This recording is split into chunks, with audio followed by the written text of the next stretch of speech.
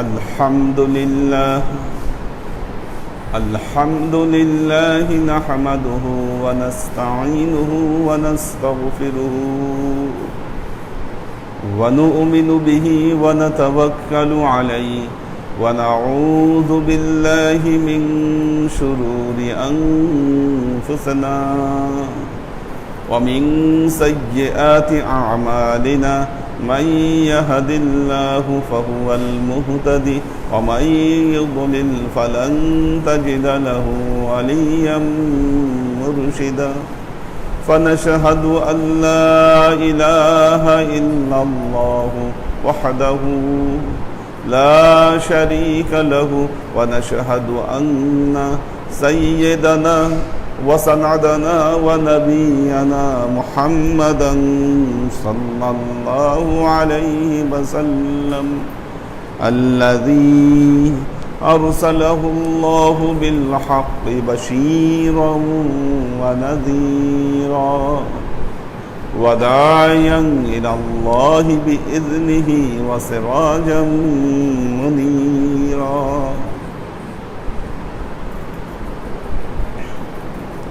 وقال الله تعالى في كلامه المجيد وفرقانه الحميد ما كان محمد أبا أحد من رجالكم ولكن رسول الله وخاتم النبيين وكان الله بكل شيء عليما إن الله وملائكته يصلون على النبي يا أيها الذين آمنوا صلوا عليه وسلموا تسليما صلى الله على محمد صلى الله عليه وسلم صلى الله على محمد صلى الله عليه وسلم صلى الله على محمد صلى الله عليه وسلم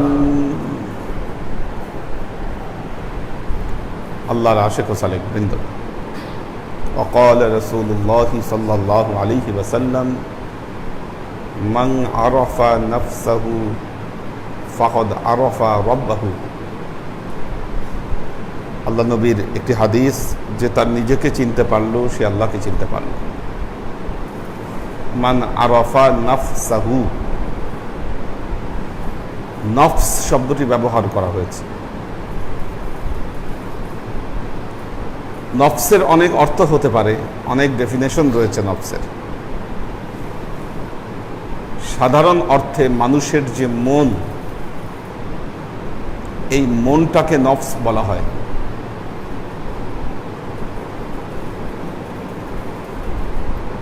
যখন মানুষের পবিত্র আত্মাকে আত্মা কিন্তু অনেক পবিত্র জিনিস মানুষের রুহু অনেক পবিত্র এই পবিত্র আত্মাকে যখন অবাতস খক বাদ অব মানে পানি আতস মানে আগুন খক মানে মাটি বাদ মানে বাতাস আগুন পানি আগুন মাটি বাতাস এই চারের সমন্বয়ে গঠিত দেহের মধ্যে যখন রুহুকে আল্লাহ ফুৎকার করলেন তখন মানুষের নফসের জন্ম হলো পবিত্র কোরআনে 3 ধরনের নফসের কথা আল্লাহ উল্লেখ করেছেন 3 ধরনের নফসের কথা বলেছেন মানুষকে ক্যাটাগরিক্যালি ভাগ করলে 3 ধরনের নফস এই পৃথিবীতে আছে প্রথম ধরনের নফস হচ্ছে নফসে আম্মারা দ্বিতীয় ধরনের নফস হচ্ছে নফসে লাওয়ামা তৃতীয় ধরনের নফস হচ্ছে নফসে মুতমাইন্না তো প্রথমে আসি নফসে আম্মারা আল্লাহ তার কালামে পাকে ইরশাদ করছেন ইন্নান নাফসা লাআম্মারাতুম বিসসু আল্লাহ কোরআনে বলছেন ইন্নান নাফসা লাআম্মারাতুম বিসসু নফসে আম্মারা, এই নফসে আম্মারার কাজ হচ্ছে, এই নফসে আম্মারা মানুষকে পাপের দিকে ধাবিত করে। একটা জিনিস মনে রাখবেন, একটা জিনিস খেয়াল করে দেখেন, আপনার মন স্বাভাবিক অর্থেই যা আপনার জন্য নিষিদ্ধ ওই জিনিসের প্রতি বেশি টানে। যা খারাপ, যা অকল্যাণকর, যা মানুষ সমাজে নিষিদ্ধ, সেগুলোর প্রতি মানুষের মন ছুটে যায়। এর কারণ হলো আপনার মন নফসে আম্মারা। আল্লাহর আশেক ও সালেক বৃন্দ, একটা জিনিস খেয়াল করে দেখেন, আল্লাহ যখন শয়তানকে এই পৃথিবী থেকে এই পৃথিবীতে পাঠিয়ে দিলেন, জান্নাত থেকে বের করে দিলেন, আল্লাহর আরশ থেকে, তখন শয়তান আল্লাহর কাছে দোয়া চাইল, রব্বি আনজিরনি। আল্লাহকে বলল শয়তান, রব্বি আনজিরনি, আল্লাহ তুমি আমাকে অভিশপ্ত করে দিলা, আমি এতদিন তোমার এই ফেরেশতাদের জগতে আমি থাকলাম, এত ইবাদত বন্দেগী করলাম, আমি ফেরেশতাদেরকে তালিম দিলাম, কিন্তু আজকের দিনে তুমি আমাকে বের করে দিচ্ছ। আমি আল্লাহ খালি হাতে যেতে চাই না।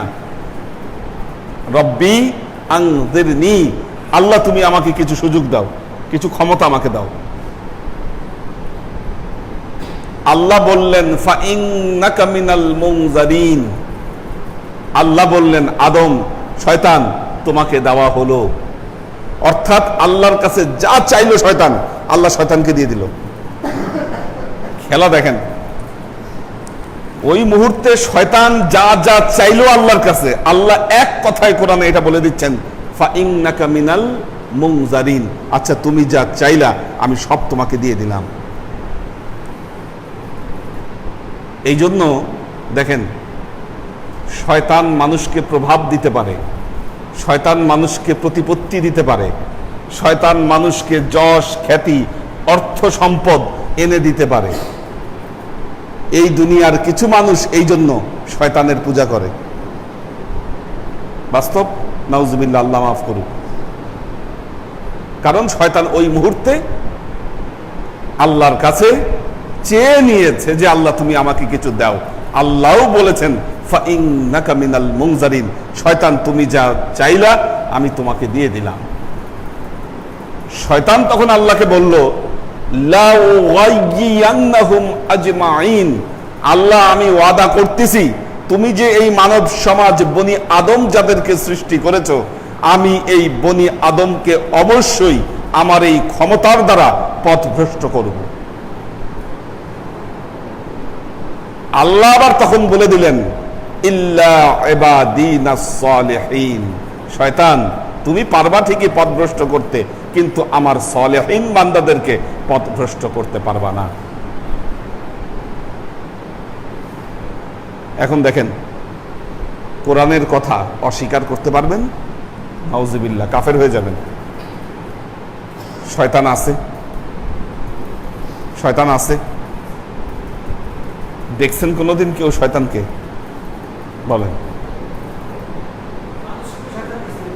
মানুষ রূপী শয়তান দেখছেন? এটা আপনার চোখের দৃষ্টি, এই ভঙ্গি আসাই ঠিক হয় নাই যে একটা মানুষকে আপনি শয়তানের রূপে দেখছেন। ঠিক না এই কথা বলা?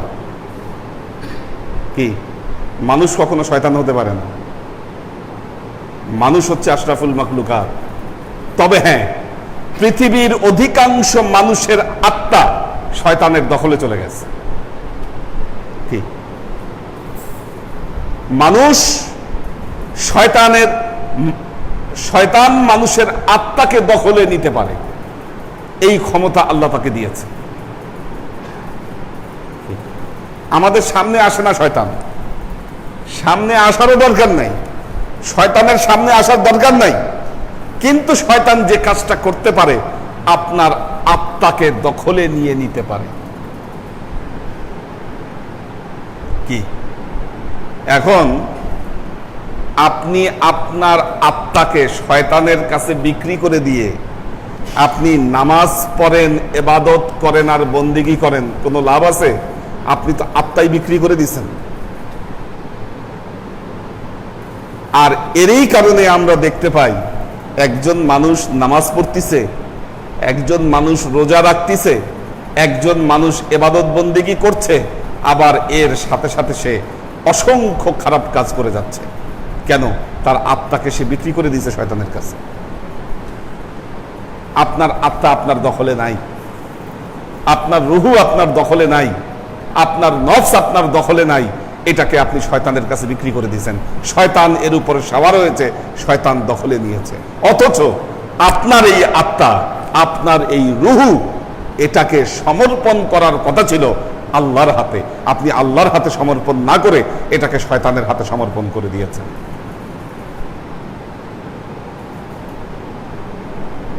কি বাস্তবতা কোন জায়গায় দেখেছেন? আপনি বলেন আউযু বিল্লাহি মিনাশ শাইতানির রাজিম, মুখ দিয়ে আপনি বলতেছেন আল্লাহ আমি অভিশপ্ত শয়তানের হাত থেকে তোমার দরবারে আমি আশ্রয় প্রার্থনা করছি। মুখে এই কথা বলতেছেন, কিন্তু আপনার আত্মা দিয়ে রাখছেন আপনি শয়তানের কাছে। কি এটা যদি না হতো, আজকে দেখেন এই করোনার প্রাদুর্ভাবে সারা দেশ যখন জর্জরিত, করোনার প্রাদুর্ভাবে সারা দেশ জর্জরিত, এর মধ্যে কিছু মানুষ চিকিৎসার নামে মানুষের সাথে প্রতারণা করছে, কোটি কোটি টাকা জমা করছে। ও জানে না যে কালকে ও বাঁচবে কিনা, এর যদি করোনা হয় তাহলে কি পরিণতি হবে, ও তো মরেই যাবে। মরে গেলে আপনি টাকা জমায় রাখতেছেন, এই টাকা আপনার খাবে কে? আপনি যদি নাই বাঁচতে পারেন, বলেন এই পরিস্থিতিতে কে নিশ্চিত যে সে বাঁচতে পারবে? আমাদের কত আপনজন চলে গেছে। কি নাজিমউদ্দিন ভাই চলে গেছে আমাদের, যে ছেলেটা ইয়াং ম্যান নাইম, ও কি ভাবছো এত তাড়াতাড়ি মারা যাবে? কি ভাবেনি তো, কিন্তু তাকে চলে যেতে হয়েছে ডাকাশ। এখন আজকে যারা দুর্নীতি করছে তাদের মধ্যে যদি এই চিন্তা থাকতো যে আমি যদি মারা যাই তাহলে আমি যে এই সম্পদ জমা করে রাখছি এই সম্পদ ভোগ করবে কে, এর কোনো নিশ্চয়তা নাই। কিন্তু তারা এই কাজ কিভাবে করতে পারছে? কারণ তারা তাদের আত্মাকে শয়তানের কাছে বিক্রি করে দিয়েছে। আল্লাহর আশিক ও সালেক বৃন্দ, প্রতিটা মানুষ আপনারা যদি চিন্তা করেন, এ বিষয় যদি চিন্তা করেন, আমার বিশ্বাস আপনারা সবাই ধরতে পারবেন যে আসলে আপনাদের আত্মা আপনারা কার কাছে দিয়ে রেখেছেন। এটা কি আপনারা আল্লাহর পায়ে আপনাদের আত্মাকে সমর্পণ করেছেন, না আপনারা শয়তানের কাছে আসলে আত্মাকে বর্গা দিয়ে রাখছেন?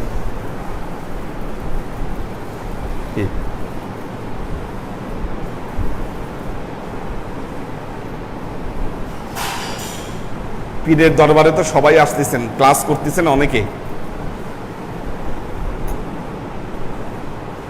ক্লাস তো করছেন, অনেকে। সবাই কি ফ্রেশ জীবন যাপন করতে পারছেন? কেন পারছেন না? তার কারণ আপনি শয়তানের কাছ থেকে আপনার আত্মার দখল মুক্ত করতে পারেননি। কি এটা একটা যুদ্ধ, এটা যুদ্ধ। এই জন্যই আল্লাহর নবী বলেছেন আকবারুল জিহাদ আল জিহাদু মা নাফসিহি। এই পৃথিবীর মধ্যে সবচাইতে বড় কে? ওখানে কে?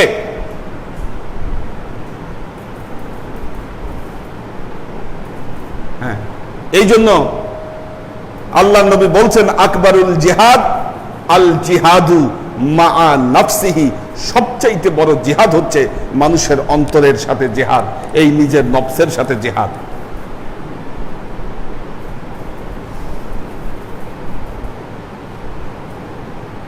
তাহলে এখন আপনার আত্মাকে দখল মুক্ত করার জন্য কি করবেন? আপনি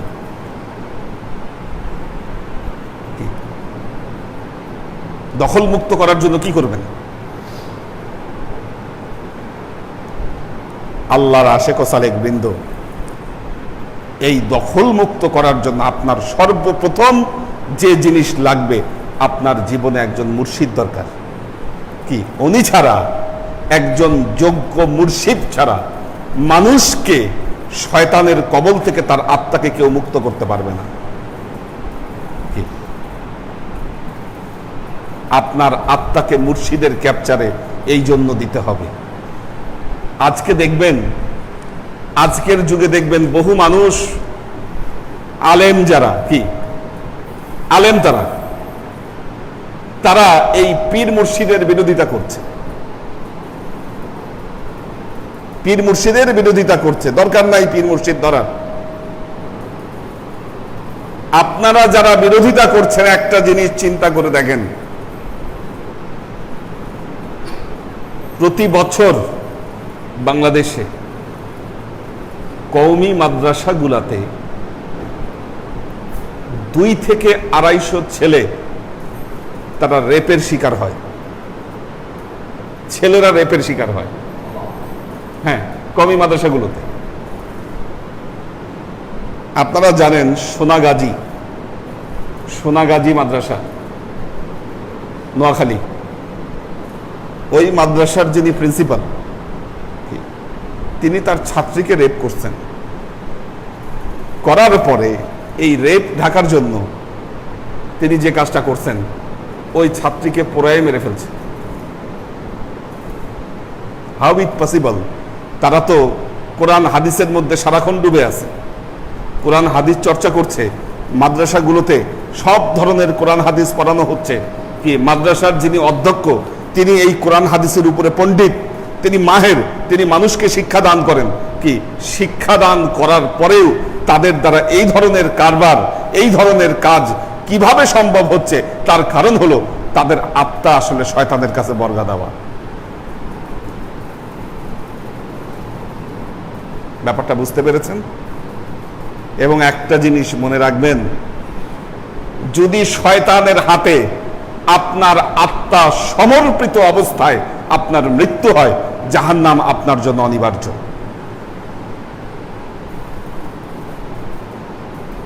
জাহান্নাম অনিবার্য আপনার জন্য। কাজী আল্লাহর আশিক ও সালেক বৃন্দ, জীবনের মূল সাধনা, তরিকতের মূল সাধনা, সুফিবাদের মূল সাধনা এই জায়গায়, এই যুদ্ধে অবতীর্ণ হওয়া, যে শয়তানের হাত থেকে আমার রূহকে, পবিত্র রূহকে আমি রক্ষা করব এবং আমি আমার রূহকে আল্লাহর হাতে সমর্পণ করব। আমরা যারা এখানে শিক্ষা দিচ্ছি, দীক্ষা দিচ্ছি, আমাদের তরিকতের শিক্ষা এবং দীক্ষাটা হচ্ছে ঠিক এই জায়গায়। যে দিক নির্দেশনা এখানে দেওয়া হচ্ছে, এই দিক নির্দেশনা হলো শয়তানের কবল থেকে নিজেকে মুক্ত করে আপনি কিভাবে আল্লাহর হাতে আপনি নিজেকে সমর্পণ করবেন। এই জন্য আল্লাহর একজন সালেক যখন লা ইলাহা ইল্লাল্লাহ এই জিকির যখন সে করে, তখন তার পুরো অস্তিত্বকে সে আল্লাহর হাতে সমর্পণ করে দেয়। কি লা ইলাহা যখন সে বলে, তখন শয়তানের কবল থেকে সে তার আত্মাকে মুক্ত করে ফেলে। কি আবার ইল্লাল্লাহ যখন সে বলে, তখন তার আত্মা, তার রূহকে সে আল্লাহর হাতে সমর্পণ করে থাকে। কাজী আল্লাহর আশিক ও সালেক বৃন্দ, আপনাদের যাদের জীবনের সাধনা শয়তানের বিরুদ্ধে, আপনাদের জীবনের সাধনা শয়তানের ওয়াসওয়াসার বিরুদ্ধে, শয়তানের বিরুদ্ধে, মনে রাখবেন তারাই হচ্ছেন এই জগতের প্রকৃত সুফি। সাধনা হতে হবে শয়তানের বিরুদ্ধে। এখন আপনি মুখে বলছেন আপনি শয়তানের বিরুদ্ধে সাধনা করছেন, কিন্তু আপনার দ্বারা শয়তানি কাজ হচ্ছে। তার মানে কি? আপনি আপনার আত্মাকে মুক্ত করতে পারেননি। কাজেই এই আত্মাকে যদি শয়তানের কবল থেকে আপনাকে মুক্ত করতে হয়, আপনার জীবনের জন্য সবচাইতে প্রয়োজনীয় জিনিস যেটা, আপনার জীবনে একজন মুর্শিদ থাকতে হবে। দ্বিতীয়ত হলো বায়াত আপনার জীবনে থাকতে হবে।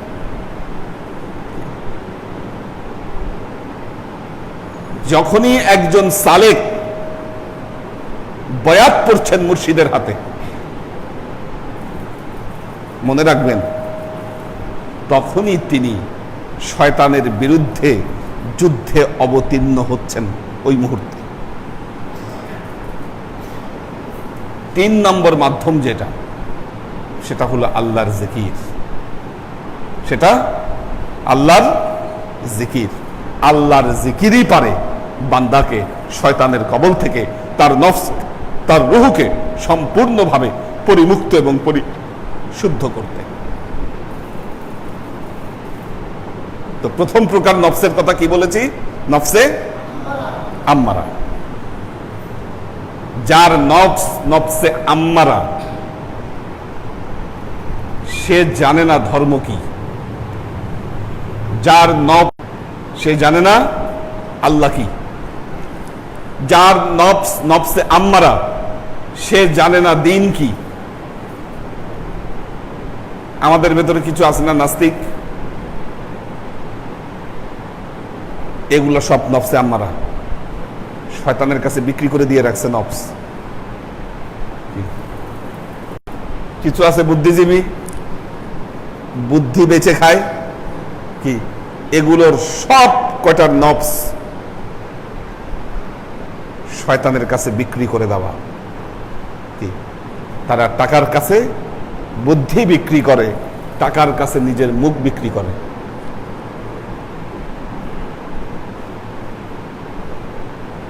আজকে পৃথিবীতে যত অনিষ্ট,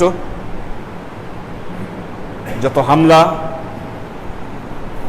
যত সন্ত্রাস, সবকিছু হচ্ছে এই শয়তানের কারণে।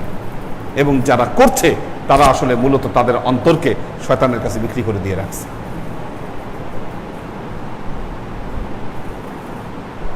আল্লাহর আশিক ও সালেক বৃন্দ,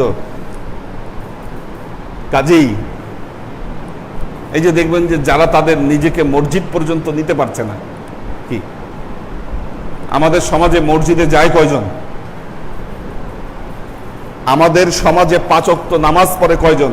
একটু হিসাব করে দেখেন যে কোন দিকে পাল্লা ভারী, নামাজির পাল্লা ভারী না বেনামাজির পাল্লা ভারী? আপনি সমাজে হিসাব করে দেখেন। আপনি হিসাব করতে যান, পেয়ে যাবেন। কেন ভারী? দাবি করতেছে সে মুসলমান, দাবি করতেছে সে আল্লাহকে বিশ্বাস করে, তার নামও মুসলমান, মুসলমান পরিবারে তার জন্ম, নামাজ পড়ে না সে। কেন? বিক্রি করে দেওয়া তার আত্মা, তার কল্প সে বিক্রি করে দিয়ে রাখছে।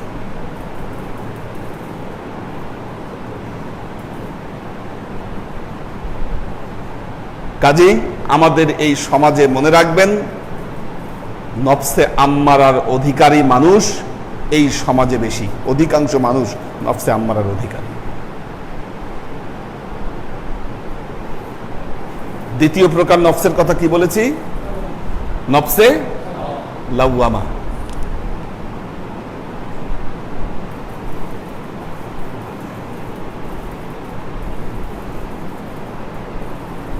নফসে লাওয়ামার অর্থ হচ্ছে ভৎসনাকারী নফস। ভৎসনাকারী নফস,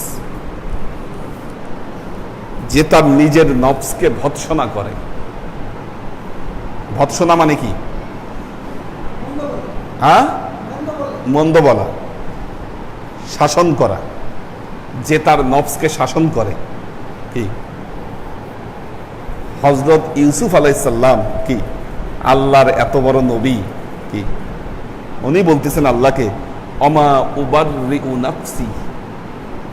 উনি বলতেছেন অমা উবাররিউ নাফসি, আমি আমার নফসকে তো পবিত্র করতে পারলাম না। ওনার আফসোস, হযরত ইউসুফের আফসোস। উনি বলছেন অমা উবাররিউ নাফসি, আমি আমার নফসকে পবিত্র করতে পারলাম না।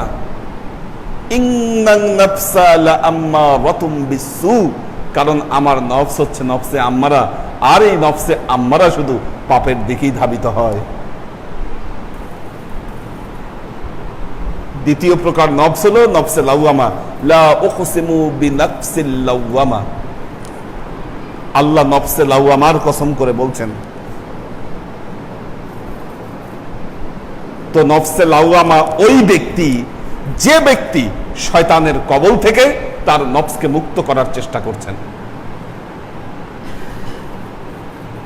আপনি যখন আপনার জীবনে মুর্শিদ ধরলেন, আপনি যখন আপনার জীবনে বায়াত পড়লেন, আপনি যখন এই সাধনায় আপনার নিজেকে নিয়োজিত করলেন, তখনই আপনার নফস মূলত নফসে লাওয়ামার অধিকারী হলো। অনেকের চোখ বন্ধ হয়ে আসছে, ওই যে পিছনে চোখ খুলেন, আগায় বসেন, আগায় বসেন। এদিকে জানি কার চোখ বন্ধ দেখলাম, আগায় বসেন, ঢালান দিয়ে বসেন না, একদম সুন্দর করে বসেন। হ্যাঁ, সুন্দর করে এদিকে সরে এসে বসেন।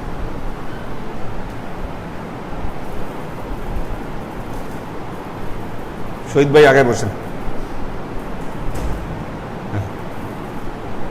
আল্লাহর আশিক ও সালেক বৃন্দ, দেখুন, যিনি এই সাধনায় নিয়োজিত হলেন, আপনাদের প্রত্যেকের জীবন,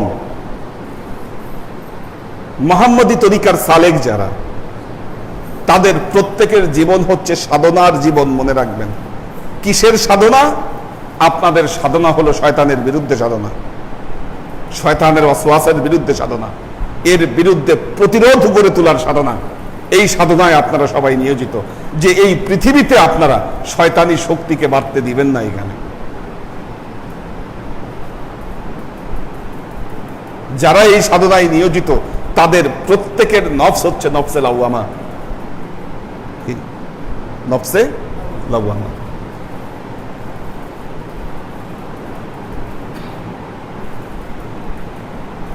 অনেকে দূর দূরান্ত থেকে এখানে ক্লাস করতে আসতেছে, অনেক দূর থেকে মানুষ আসে,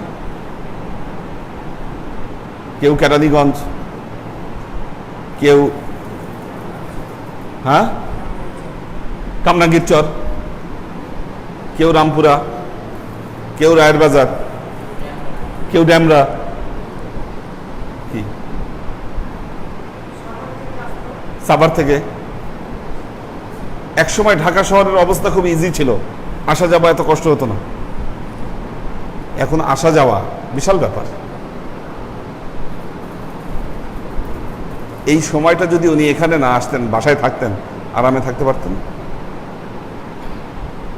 আরামে কাটতো। কিন্তু আসা যাওয়ায় তো কষ্ট হচ্ছে তার। এই যে কষ্ট, মন তো চায় না কষ্ট করতে, মন তো চায় আরাম। কি মন চায়? আরাম। কষ্ট করে রাতে বেলায় উঠে যখন ফজরের নামাজ পড়ছেন, যারা সাধক, ফজরের নামাজ যখন পড়েন, মাগরিবের নামাজ যখন পড়েন, দেখবেন মানুষের মনের এমন অবস্থা, জোর করে যদি মসজিদে ঢুকাইতে পারলেন, নামাজ পড়ার পর মসজিদ থেকে বের হইতে পারলে বাঁচে। এই জন্য দেখবেন জুমার নামাজ, বিভিন্ন ফরজ নামাজের পর কিছু লোক নামাজ শেষ হয়েছে মানে পারে না কত তাড়াতাড়ি মসজিদ থেকে বেরোবে। বহুত কষ্ট করে মসজিদে আসছে, এই মসজিদে আসতে গিয়েই তার জান বের হয়ে গেছে। কারণ শয়তানের কাছে তো নফস বিক্রি করে দেওয়া। এখন নামাজ যখন শেষ হয়েছে, কত তাড়াতাড়ি এখান থেকে ভাগা যায়। কিন্তু আপনি যখন সাধক, তখন আপনাকে বসে থাকতে হচ্ছে, ধ্যান করতে হচ্ছে, আপনাকে জিকির করতে হচ্ছে আল্লাহ। কেন? যেন আপনি নিজের নফসকে আপনি মুক্ত করতে পারেন। এটা সাধনা। এই নফস হচ্ছে নফসে লাওয়ামা। দ্বিতীয় স্টেজ। তৃতীয় স্টেজে গিয়ে নফসে মুতমাইন্না, এটা হচ্ছে নফসের চূড়ান্ত পর্যায়ে। এটা হলো নির্বাণ লাভ, এটা হলো ফানা, এটা হলো মুক্তির চূড়ান্ত পর্যায়।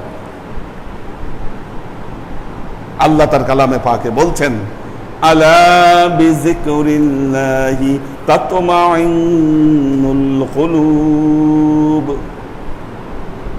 আমাদের আজকের ক্লাসের যে বিষয় আল্লাহর জিকিরের ফজিলত, আল্লাহ বলছেন আলা বিযিকরিল্লাহি তাতমাইন্নুল কুলুব। একমাত্র আল্লাহর জিকিরই পারে মানুষের কলবকে, মানুষের নফসকে নফসে মুতমাইন্নার পর্যায়ে নিয়ে যেতে। একমাত্র মাধ্যম হলো আল্লাহর জিকির, আল্লাহর ধ্যান, আল্লাহর জ্ঞান, এটা যত আপনি আপনার নিজের ভেতরে নিয়ে আসবেন, তত আপনি শয়তানের কবল থেকে নিজেকে মুক্ত করতে পারবেন।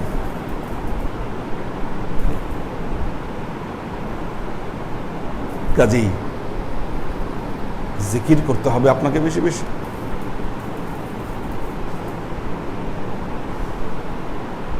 যখন আপনি আল্লাহর জিকির যত করবেন, আল্লাহর পরিচয় আপনার কাছে প্রকাশ পাবে। কি আল্লাহর পরিচয় প্রকাশ পাওয়াকেই বলা হয় মারেফা। আল্লাহ তার কালামে পাকে বলছেন, হুয়াল্লাহুল খালিকুল বারিউল মুসাవ్বিরু লাহুল আসমাউল হুসনা। আল্লাহ তার কালামে পাকে বলছেন, হু আল্লাহুল খালিকুল, সেই আল্লাহ যিনি খালেক, বারিউ, তিনি বারি। কি এই আয়াতের আগে পরে আল্লাহর অনেক নাম আল্লাহ বর্ণনা করেছেন। হু আল্লাহুল্লাযী লা ইলাহা ইল্লা হুয়াল মালিকুল কুদ্দুসুস সালামুল মুমিনুল মুহাইমিনুল আজিজুল জব্বারুল মুতাকাব্বির সুবহানাল্লাহি আম্মা ইউশরিকুন। এরপর আল্লাহ বলছেন, হু আল্লাহুল খালিকুল বারিউল মুসাవ్বিরু লাহু। মুসাవ్বির, তাসবির থেকে মুসাవ్বির বলতেছে আল্লাহর চিত্র অঙ্কন করে দেয়। মুসাవ్বিরু লাহুল আসমাউল হুসনা। যখন মানুষ আল্লাহর আসমায়ে হুসনা নিয়ে আল্লাহর জিকির করে, আল্লাহর রূপ, আল্লাহর ধ্যান, তার চিত্র তার অন্তরে অঙ্কিত হয়ে যায়। কেন জিকির দরকার? দেখবেন আজকে নতুন এক ধরনের লোক বের হয়েছে, ঘোমটাওয়ালা মৌলবী। মাথায় ঘোমটা দিয়ে তারা খালি সহি কথা, সহি হাদিস, সহি বাত, সহি আকীদা, কি খালি দেখবেন কথার ভিতরে খালি সহি সহি। এই সহি সহি কথার স্লোগান দিয়ে মানুষের ভেতরে যত গ্যাঞ্জাম, যত গন্ডগোল, কি মানুষের আমলের মধ্যে যত ফিতনা ফাসাদ এরা লাগাচ্ছে। আপনার সহি দিয়ে কি তেল ভেজে খাবেন আপনি? কি খাবেন? কি সহি দিয়ে কি ভেজে খাবেন আপনি? সহি সহি বলতেছেন, আপনার সহি কথা, সহি আকীদায় যদি আমার সমাজ গ্যাঞ্জামে ভরে যায়, আমি গুল্লি মারি আপনার ওই সহি আকীদায়। কোনো দরকার নাই, আমার আল্লাহকে পাওয়া দরকার। এত সহি সহি কথা, আপনার সহি সহি কথায় তো আমার জীবনে কোনো পরিবর্তন হয় নাই। আপনার সহি সহি কথায় আমাদের সমাজ বরং বিশৃঙ্খলায় ভরে গেছে। এরা দেখবেন জিকিরের বিরোধিতা করে, দরকার নাই জিকিরের। আল্লাহ তার কালামে পাকে বলছেন, قل ادعوا الله أو ادعوا الرحمن أيما تدعوا فله الأسماء الحسنى। আল্লাহ বলছেন, আল্লাহকে আল্লাহ নামে ডাকো, আবিদুর রহমানা, অথবা তাকে রহমান নামে ডাকো। যে নামে আইয়ামা তাদউ, তাকে যে নামেই ডাকো না কেন, সুন্দরতম নাম সমূহের অধিকারী হচ্ছেন আল্লাহ। আসমাউল হুসনা, তিনি আসমায়ে হুসনার অধিকারী। এই নামগুলো দিয়ে তার জিকির করো। কাজী আল্লাহর আশিক ও সালেক বৃন্দ যত নিজেকে আল্লাহর জিকিরের সাথে নিজেকে যত সম্পৃক্ত করবেন, দেখবেন আপনার আপনার কলবে, আপনার নফসে নূরের তাজাল্লি তত বৃদ্ধি পাচ্ছে।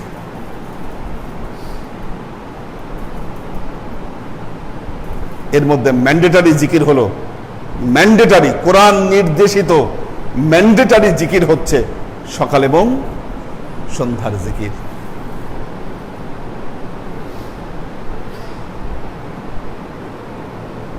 ইয়া আইয়ুহাল্লাযীনা আমানু যকুরুল্লাহা যিকরান কাসীরা ওয়াসাব্বিহুহু বুকরাতাও ওয়া আসীলা।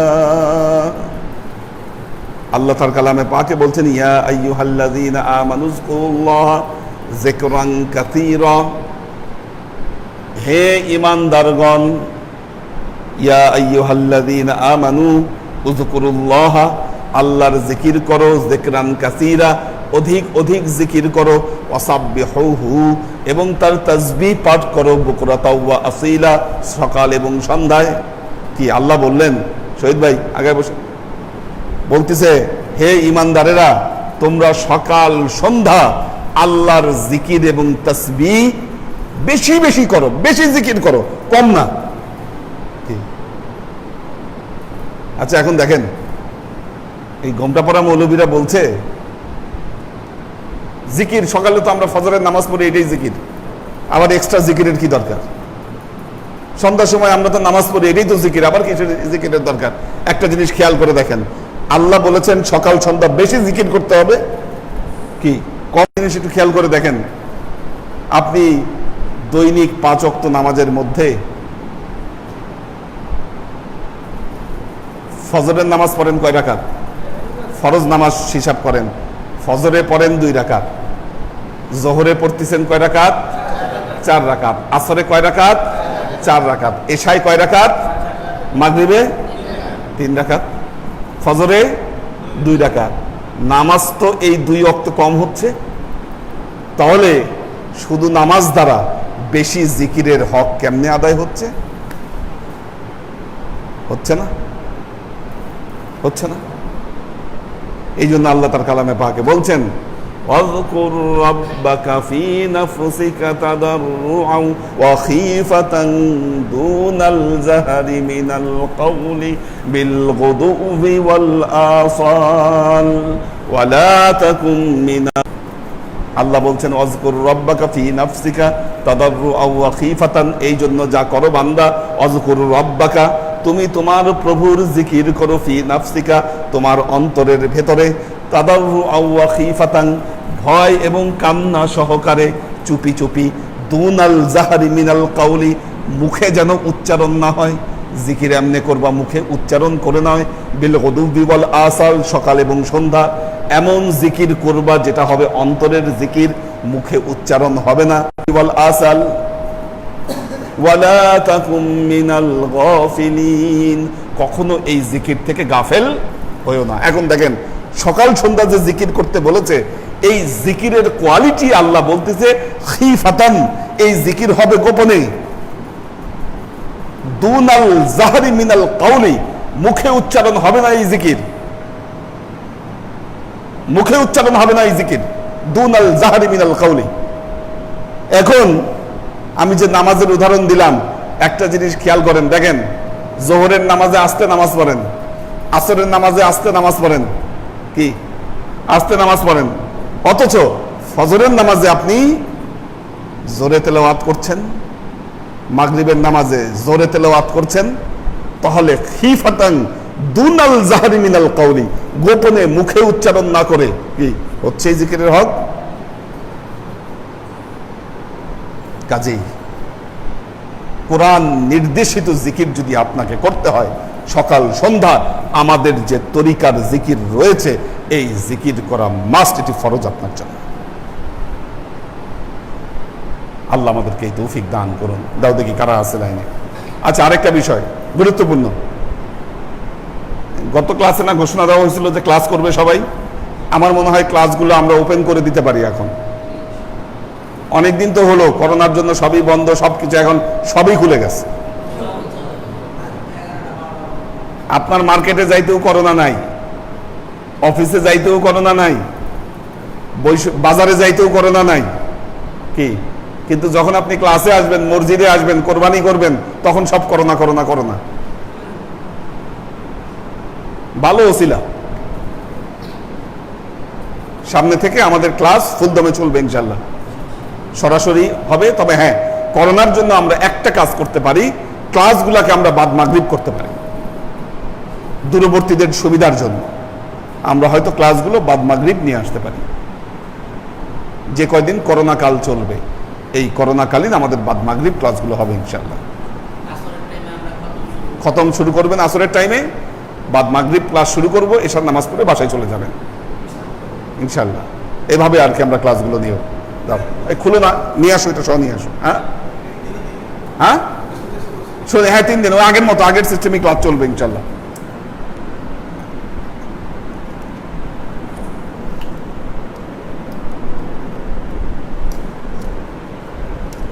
এত বড় করছে এটা, সরো তুমি সরো।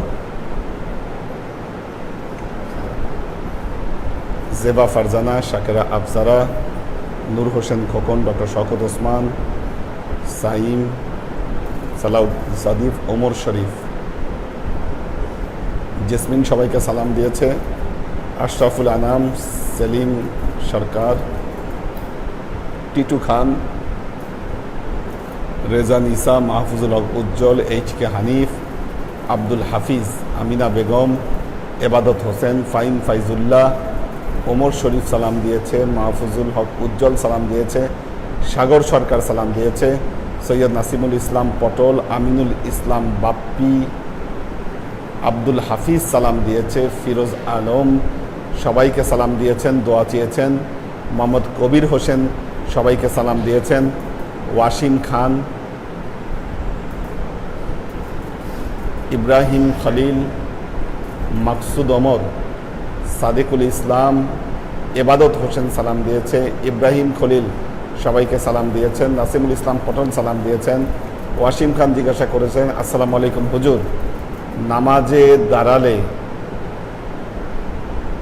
যত রকম চিন্তা ভাবনা মাথায় আসে এগুলা থেকে মুক্তির আমল কি? এগুলা থেকে মুক্তির আমল হলো জিকির প্র্যাকটিস করা। যত জিকির প্র্যাকটিস করবেন তত আপনার এই মন আপনার দখলে থাকবে নামাজের সময়। এটাকে দখলে আনার জন্য জিকির প্র্যাকটিস করতে হবে। এই প্র্যাকটিস ছাড়া আপনার মন আপনার দখলে থাকবে না, শয়তান ছো মেরে নিয়ে যাবে, বিভিন্ন জায়গার দিকে এটা সম্পৃক্ত করে দিবে। যখনই নিয়ে যাবে তখনই চেষ্টা করতে হবে এটাকে ফিরিয়ে নিয়ে আসা। এবং জিকিরের প্র্যাকটিস, এই প্র্যাকটিস আপনাকে সুন্দর করে দিবে। মাকসুদ ওমর সবাইকে সালাম দিয়েছেন, আমাদের মহিউদ্দিন ভাই সবাইকে সালাম দিয়েছেন, খান জলিল সবাইকে সালাম দিয়েছেন, মৌলানা জাহাঙ্গীর আলম তিনি আছেন। মাকসুদ ওমর, শুক্রবার ক্লাস আসরের নামাজের পরে হবে না? এটা তো আমরা ডিসিশন চেঞ্জ করলাম, আমরা বললাম যে সন্ধ্যার পরেই, মাগরিব বাদ মাগরিবই আমরা করব, কারণ আসরের টাইমটা অনেকের চোখে ঘুম থাকে, মনোযোগ কম থাকে, সমস্যা হয়। রাবেয়া ওমর সালাম দিয়েছেন, দোয়া চেয়েছেন। মোহাম্মদ জসিম, রাবেয়া আমার জন্য বেশি দোয়া করবেন। রাবেয়া ওমর, প্রেশার একটু বাড়া ওনার, 180/130 দোয়া চেয়েছেন। হানিফ সালাম দিয়েছে, জেবা ফারজানা সালাম দিয়েছে, শামসুস সাদিকিন সালাম দিয়েছে, শাকেরা আফজারা সালাম দিয়েছেন, ডক্টর শওকত ওসমান সালাম দিয়েছেন, ওমর ফারুক ভাই উনি সালাম দিয়েছেন। ঠিক আছে,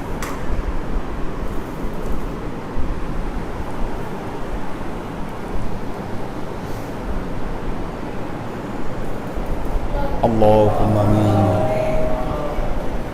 আল্লাহুম্মা সাল্লি আলা মুহাম্মাদিন ওয়া আলা আলি মুহাম্মাদিন কামা সাল্লাইতা আলা ইব্রাহিম ওয়া আলা আলি ইব্রাহিম ইন্নাকা হামিদুম মাজিদ। আল্লাহুম্মা বারিক আলা মুহাম্মাদিন ওয়া আলা আলি মুহাম্মাদিন কামা বারাকতা আলা ইব্রাহিম ওয়া আলা আলি ইব্রাহিম ইন্নাকা হামিদুম মাজিদ। রব্বানা ظلمنا أنفسنا وإن لم تغفر لنا وترحمنا لنكونن من الخاسرين. ربنا آتنا في الدنيا حسنة وفي الآخرة حسنة وقنا عذاب النار. ربنا لا تزغ قلوبنا بعد إذ هديتنا وهب لنا من لدنك رحمة إنك أنت الوهاب. اللهم إنك عفو تحب العفو فاعف عني يا غفور رحيم ودود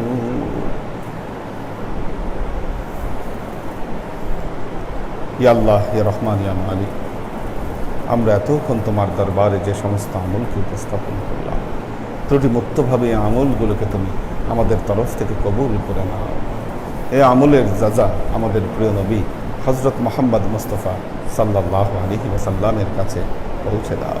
আল্লাহ, আমাদের নবীর পরিবারবর্গের কাছে তুমি এর যাজাকে পৌঁছে দাও। আমাদের নবীর সাহাবাই কেরামের কাছে তুমি এর যাজাকে পৌঁছে দাও। এই দুনিয়ার সমস্ত আম্বিয়াই কেরাম, সাহাবাই কেরাম, তবে আইন, তবে আইন, ওয়ালি আউলিয়া, গৌস কুতুব, আমাদের মা বাবা, ভাই বোন, আত্মীয় স্বজন, এই দরবার থেকে যত পীর ভাই বোন চলে গেছে সবার রুহে আল্লাহ তুমি এর যাজাকে পৌঁছে দাও। আল্লাহ, তুমি তোমার হাবিবের উসিলায় আমাদের সবাইকে কবুল ক্ষমা করে দাও। আমাদের জীবন থেকে সমস্ত অভাব, অভিযোগ, বালা মুসিবত, দুঃখ কষ্ট, রোগ শোককে দূরীভূত করে দিয়ে দৃঢ় হস্তে তোমার দ্বীনের খেদমতের তৌফিক তুমি আমাদেরকে দান করো। আজীবন যেন তোমার হেদায়েতের পথে প্রতিষ্ঠিত থাকতে পারি, সে তৌফিক তুমি আমাদেরকে দান করো।